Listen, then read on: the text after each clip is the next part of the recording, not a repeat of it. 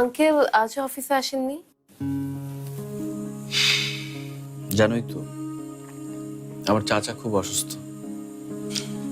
বাবা সারাদিন চাচাকে নিয়ে হসপিটালে থাকেন, মাঝে মধ্যে বাসায় রাতে ফিরেন একটু ঘুমানোর জন্য। আম, হ্যাঁ, আসলে আঙ্কেলকে কয়েকদিন ধরে খুবই টেন্স লাগছে। খুব, বাবা খুব ভেঙে পড়েছেন। চাচার সাথে বাবার অ্যাটাচমেন্ট এত গভীর আমি কখনো ভাবতে পারিনি। আমরা তো কখনো ওভাবে দেখিনি, মানে চাচার বাসায় সেই কবে গিয়েছি মনেও নেই, আর ওনারাও খুব একটা আসেন না।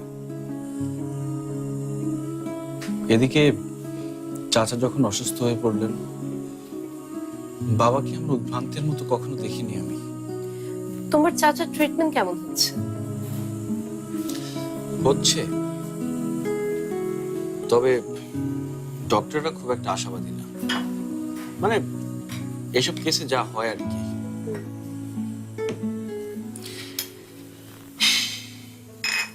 নাও।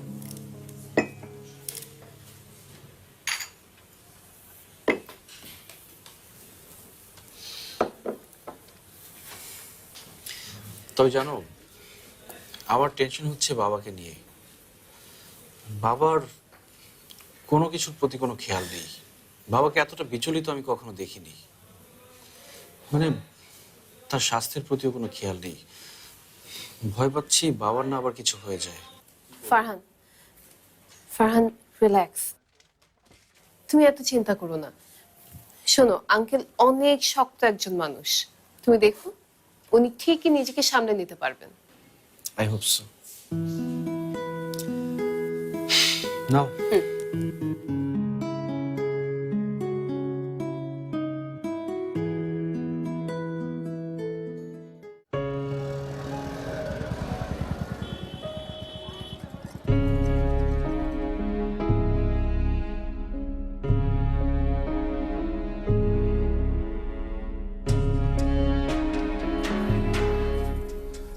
চিন্তা করিস না মা, চিন্তা করিস না, ঠিক হয়ে যাবে, সব ঠিক হয়ে যাবে।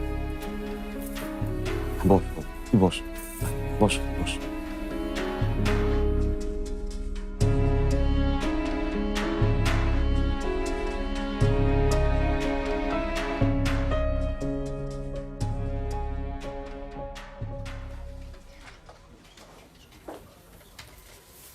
কোথাও যাচ্ছ নাকি? হ্যাঁ, হসপিটালে গতকাল চাচাকে কেবিনে দিয়েছে, একটু দেখতে যাওয়া উচিত, তা না হলে বাবা আবার কি মনে করেন। ও, সার্জারি কি হয়ে গেছে?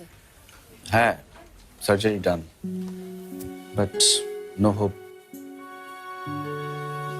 ডক্টররা বলেছেন এখন কেমোথেরাপি দিয়েও খুব একটা লাভ হবে না। ক্যান্সার নাকি সারা শরীরে ছড়িয়ে গেছে, একদম শেষ পর্যায়ে। বাবা চেয়েছিলেন দেশের বাইরে নিবে, কিন্তু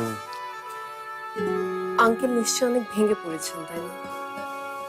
আর কি, চাচাকে মনে হয় কয়েকদিনের মধ্যে রিলিজ দিয়ে দেবে। ওই শেষ কটা দিন আত্মীয় স্বজনদের সাথে কাটানো আর কি। বুঝতে পারছি না বাবা কিভাবে নিবে বিষয়টা। আচ্ছা, আমিও তোমার সাথে চাই। আই মিন, তোমার চাচাকে তো একবার আমারও দেখতে যাওয়া উচিত। ঠিক আছে, চলো।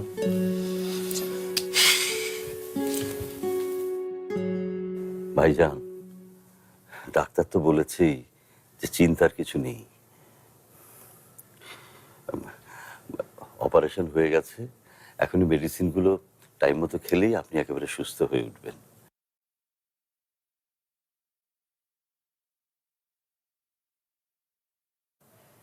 আরে নাবিলা যে, ও ফারহানও এসছে। ভাইজান, নাবিলাকে চিনতে পেরেছেন? ওই শাহিদার মেয়ে। আসসালামু আলাইকুম চাচা।